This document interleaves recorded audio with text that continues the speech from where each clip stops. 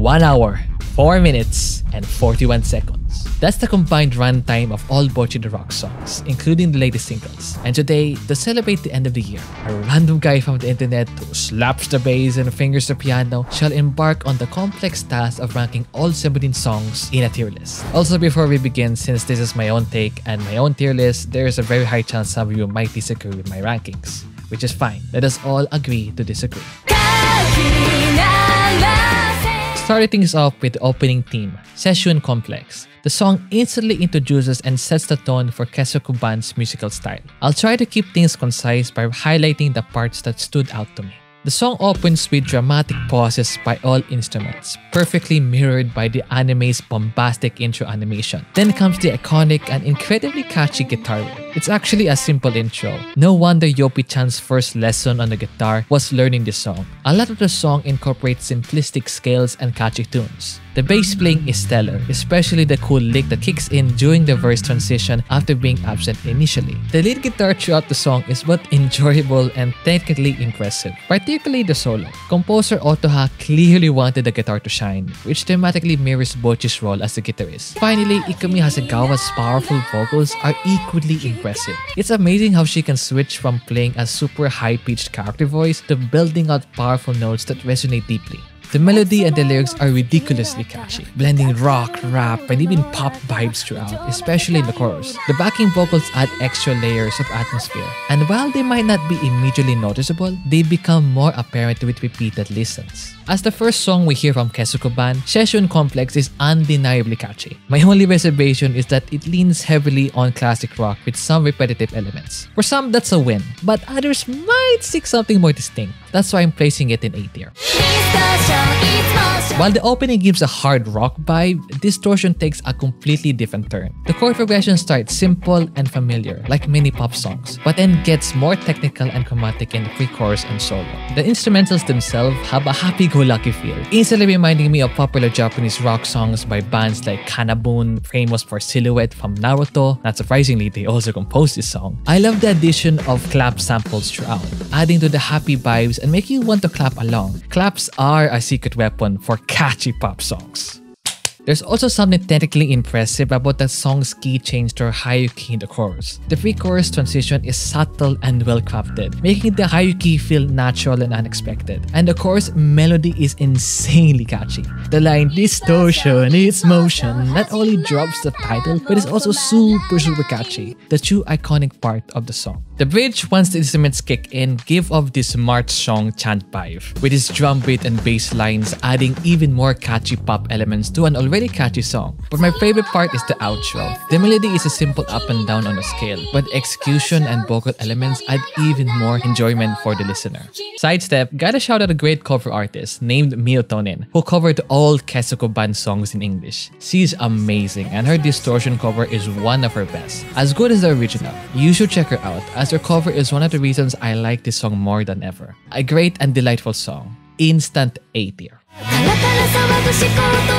Taking a break from the upbeat vibes, we're stepping into something a little more melancholic. ED number 2, Karakara, and yes, forgive my R's and pronunciations, is one of my favorite songs from Keisukuban, so strong bias is imminent. The song hits hard right off the bat with super technical bass lines and drums that pound like a heartbeat. Even the guitars join in on this bombastic intro, instantly grabbing your attention. But then, as the verse unfolds, the intensity cools down and Ryo's voice floats in like a gentle breeze. Here I go gushing, but just typing this script is giving me goosebumps already. Seriously, Ryo's voice actress has such a majestic and angelic voice. It's so soft to the ears and her high tone adds more to the delight. She sounds so different from her character, adding more to the point that voice actors are so versatile. I think I have a crush on her singing voice, so give this woman an album! Besides the vocals, the melody of the lyrics is especially impressive throughout the song. The verses and chorus are both cool, perfectly suited for the role.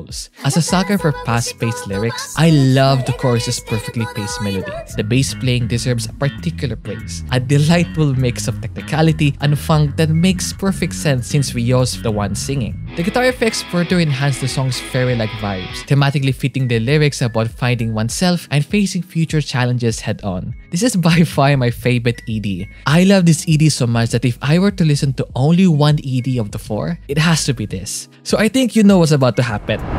Karakara is about to get SD. The song used for Keisuko Ban's first performance in episode 5 not only boasts stunning animation but also rocks your face off with its music. From the very first note, you're swept away by the sheer velocity and intensity. It's pure no-nonsense rock, fueled by punishing bass and drums and a guitar that alternates between furious shredding and intricate picking. Clocking in at a blistering 193 beats per minute, the song's relentless energy is as intoxicating as it is exhilarating. Actually, a majority of the songs from Keisuko Ban mostly never go below 135 beats per minute. So they're fast as boy! Some of them clearly hides the speed, but in this song, you really feel it. From the moment the intense intro kicks in, with its blazing drums and pounding bass, you're swept up in a whirlwind of energy that doesn't let go until the very end. The lyrics in the chorus hit you like a tidal wave, amplifying the song's already blistering pace. I have to give a huge shout out to Nijika's drumming. She's an absolute powerhouse, especially with those killer fills leading into the chorus. Bocchi nailed her guitar parts, giving more intensity to an already intense song. Love the solo. And especially the outro, which gives the same vibes as the infamous Freebird solo. No wonder a meme using his animation to play Freebird is a no-brainer. And when you dig into the lyrics, as Red Joker does so brilliantly in his analysis, you realize it's all about Bocchi's internal scream for recognition, her desperate cry of, "Here I am! Here I am!" It all clicks into place. This song isn't just music, it's a sonic manifestation of her soul. The icing of this musical cake is the fact that Zack made the lyrics for the song, which is why Zack fans will instantly recognize the feel of the song all throughout. She even covered it on her own. Yeah, no brainer. This is also SD.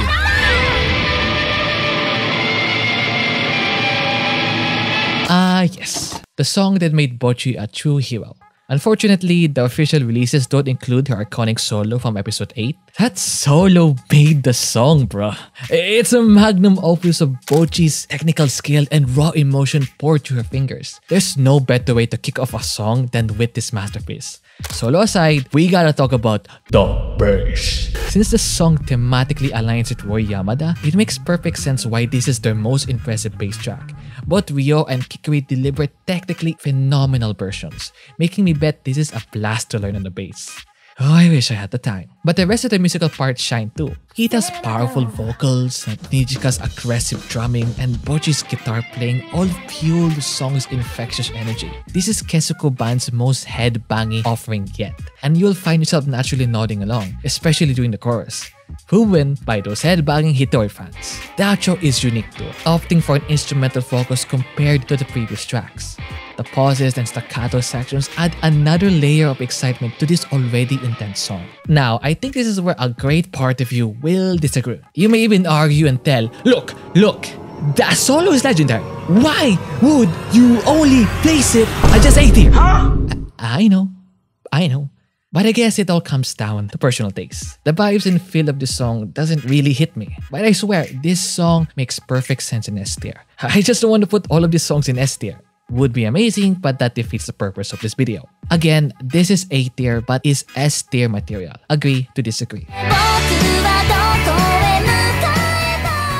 Indeed, what is wrong with me? Wait, no. I mean, what is wrong with is the third ending song of the series. And this song is the biggest departure from the previous one so far, with its vastly different tempo and vibe. It's one of the more slower songs from Keisuko Ban, and it definitely gives up that beachy summer feel. Nijika's voice actor takes the spotlight here, and she absolutely nails it. I love the wah, wah in the intro that make you want to sway your head side to side. The lyrics melody is just as cute and uplifting as my Dorito wife. The music takes a more supported role in this song, not trying to steal the show, but giving Nijika all the room to shine. The technical aspects are more subtle, something only the most dedicated listeners will pick up on. But elements like the bass playing, guitar parts, and Rockn vocals all help elevate the song. It's a fun and refreshing break from the band's usual intense vibe. Cute, happy, and undeniably enjoyable. it easily earns a safe and acceptable A-tier ranking. Don't worry, we're not just sticking to Keisuke Band songs. We're also diving into the only Sikak song featured, which is Kikiri's band. Our translation titles it I'm the Only Ghost. I'll be honest, like Kita, I have no idea what psychedelic rock is. But wow, what an introduction to the genre. This song is seriously catchy, especially that bass intro. Kikiri is no joke on the bass, even with her happy juice tendencies. That intro might be the catchiest yet. I could loop it for hours. With only 3 members in Sikak, each musician carries a lot more weight. The bass shines here, not just supporting the band but driving the riffs and vibes. It leaves just enough space for Eliza to work her magic as the lead guitarist. Bocchi hit the nail on the head when she said Kikiri's vocals carry the song. They're fun and unrestrained, giving the track an edgy yet quirky vibe. This song is no slouch, a complete delight to listen to, and I bet it's a blast to sing along to as well. Fingers crossed for more sick hack tunes in future seasons. This earns a solid A tier. As episode 12 airs, we are introduced to Nijika's drumstick setting the tempo for the song Never Forget. Whoa, is this another case of clever cinematography? Theory aside, this song actually feels super familiar. No joke, it shares the same key as K-on's Fuwa Fuwa Time. Someone even made a mashup that's surprisingly good. But Keisuke Band quickly steers away from the Fuwa Fuwa vibes by giving a song that has nostalgic vibes and telling the listener to never forget Bittersweet Youth. The bass is, as always, impressive, and the drums provide both support and technical flair. The chorus melody is a delight, and I love how the drums go hard on the snare later. Bocchi's solo is the most technical here out of all the songs in the album, with guitarists praising its speed and difficulty. She uses a technique called sweep picking, where you rapidly pick each string from top to bottom and back. The intro and outro riffs are catchy and fun, using just a few notes like the one in Seisyun Complex. A great song to hear every single day. A-tier material. Brace yourselves. This is my most favorite song of all time. In fact, I can ramble and talk about this song for an entire video. Maybe for another time. Anyways, hopefully I don't ramble for too long. We start off with Elephant in the Room, the only song to have a slap bass intro.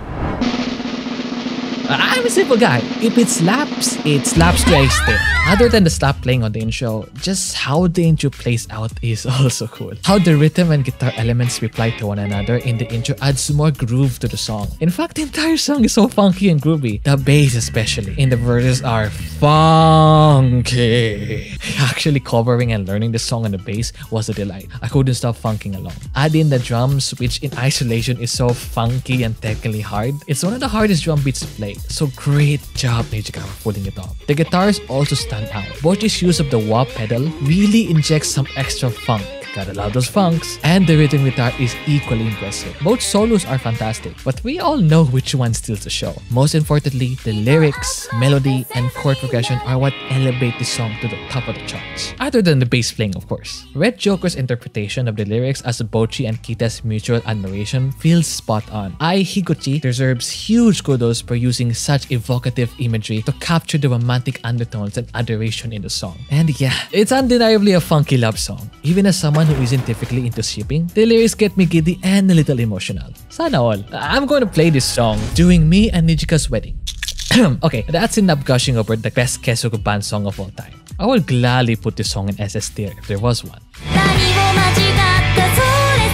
In my opinion, this is one of the most impactful ending songs I've ever experienced in this series. While it's just a cover of a popular Asian Kung Fu Generation tune, I bet every die-hard J-Rock fan shed a tear when it closed Season's 1 finale. It's deceptively simple, yet the lyrics and vibe radiate hope and perfectly encapsulate Bocchi's personal journey and growth. It truly feels like the ideal way to send off, fingers crossed, just Season 1. I adore the chords and melodies throughout, especially the catchy "Rollin', Rollin'" in the chorus. Bocchi's voice actress delivers a stunning performance, marking her third time singing the solo tracks in episodes 1 and 3. This song is musically and emotionally potent, leaving no room for negativity. However, here's where my opinion gets a little controversial. I acknowledge its status as a beloved AKG song, Bocchi's only vocal showcase, and as I stated before, one of the most impactful ending songs I've ever encountered. But a part of me craves something more technically dazzling, something that truly wows me. While undeniably memorable, it doesn't quite reach the level of juggernauts like If I Could Be a Constellation and Karakara. Again, another S tier material, but I can't think of placing it above A tier. I sincerely apologize.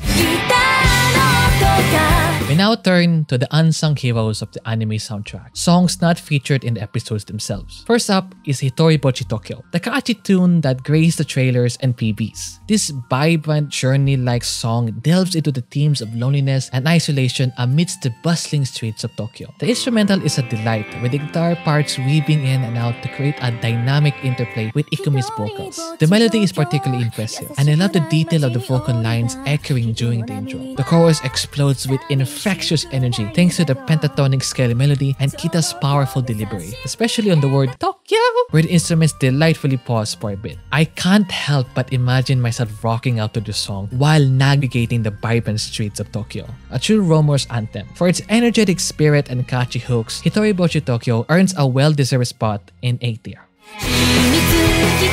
Alright, up next we have Secret Base. Now, full disclosure, this one has the most critiques I have for Keisukuban song. Don't get me wrong, it's not bad, but it doesn't quite rise to the level of their usual bangers. First up, the original key. It feels strangely stuck in the middle ground, not quite low enough to be impactful, not quite high enough to soar. Then there's the melody in the verses. It's a bit vanilla, safe, and predictable. Thankfully, the vocals save the day with their energy and passion. The instrumentals aren't bad. Classic rock vibes with some cool hi-hat work in the second verse. But even the bridge feels like a continuation of the same safe formula. I think injecting something a little different, a bit of spice, could have really elevated this track. So yeah, Secret Base is just alright. I guess we've been spoiled by so many Keisukuban bangers that anything less than explosive just feels kind of meh. But hey, if you love this song, own it. Music is subjective and that's the beauty of it. Let's all just agree to disagree. Especially since this is the first of 2 B-tier tracks.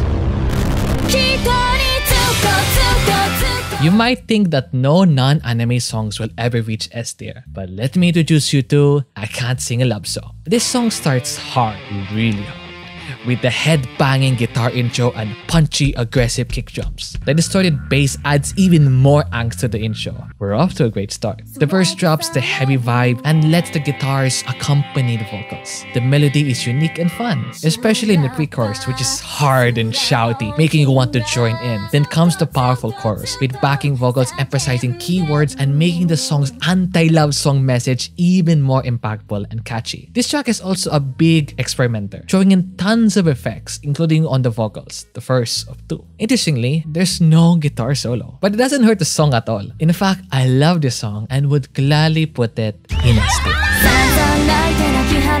Technically the slowest Keisukuban song, clocking in under triple digits tempo-wise. The Little C delivers a super chill listening experience. Ikumi Hasegawa's vocals start up soft and gentle, almost ASMR-like, penetrating your soul in the best way possible. The opening is calm and peaceful, with guitars and vocals taking center stage, while the rhythm section sprinkles in accents here and there. They only unleash the full band energy after the first chorus, making the first third of the song as serene as the ocean. It's a deliberate pacing that perfectly fits the vibe. Once things kick into gear, the classic Keisukuban formula takes over. Happy bass lines, supportive guitars, and a killer solo in between. There's not much to complain about here. It's pure musical piece. Despite its chillness, I'm placing this on B tier. I felt guilty having only one song in that tier, so 2 felt right. Agree to disagree, but it's still a delightful listen. But Flashbacker isn't a delight to listen to. It's a goosebump-inducing, emotionally intense song that rips your heart out. Along with Seisyun Complex, it's one of the singles blessed with a live video treatment, and I'm beyond grateful Flashbacker made the cut. Why? Because this entire song is a roller coaster of nostalgic sentiment.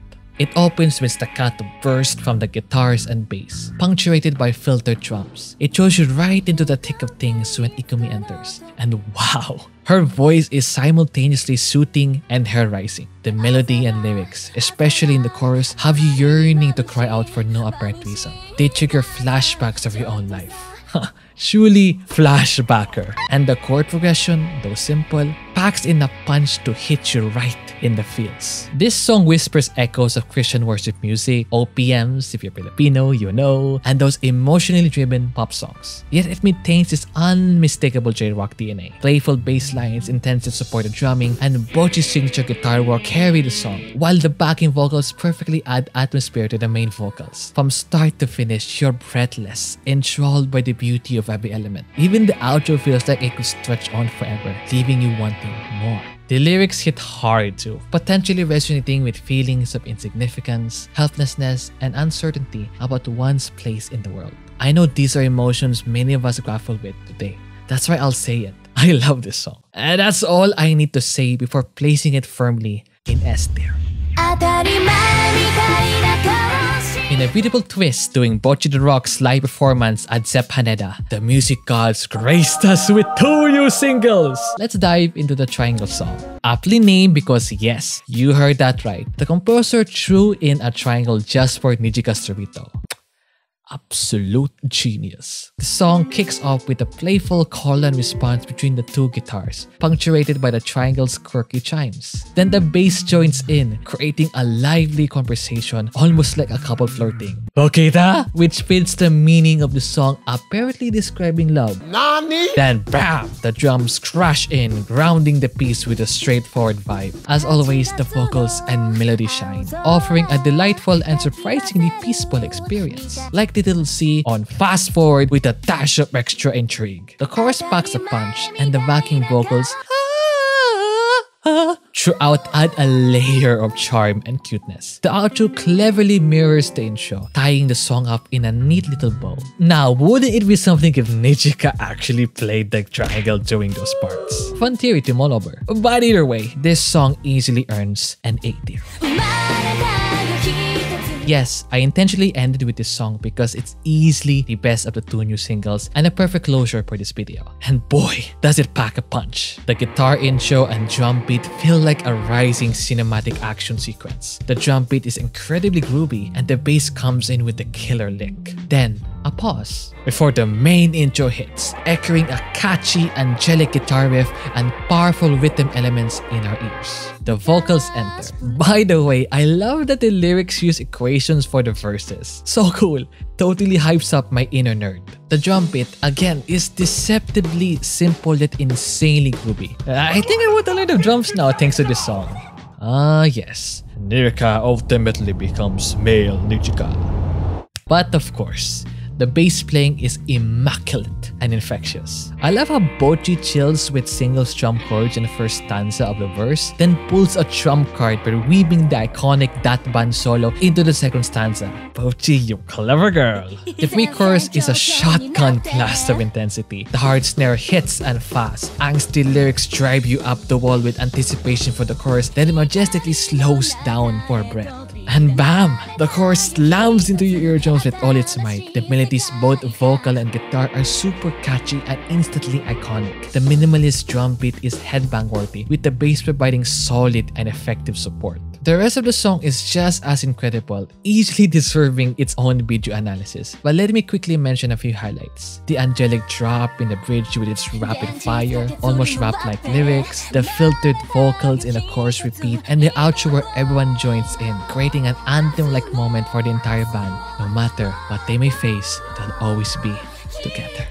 Lyric analysis actually reveals this as the most positive song so far. It's like a future, more confident Bocchi wrote it, which just fuels the fire for season 2. Seriously, I need to see this animated Bocchi. As always, Red Joker does a deep dive on the lyrics, so check that out if you want to go even deeper. So yeah, this is my second favorite song. And instant S tier, maybe even SS tier, honestly. And with that, we bring this marathon video to a close. Just a friendly reminder, you're absolutely free to disagree with my takes and rankings. In fact, I'm super curious to see how you would order these songs in your own tier list. So hit that comment section below and let's start a discussion. I'll be here to respond and chat with you guys as much as I can. And if you enjoyed this musical journey, remember to smash that like button and subscribe for more content like this. Okay, off I go. Bye!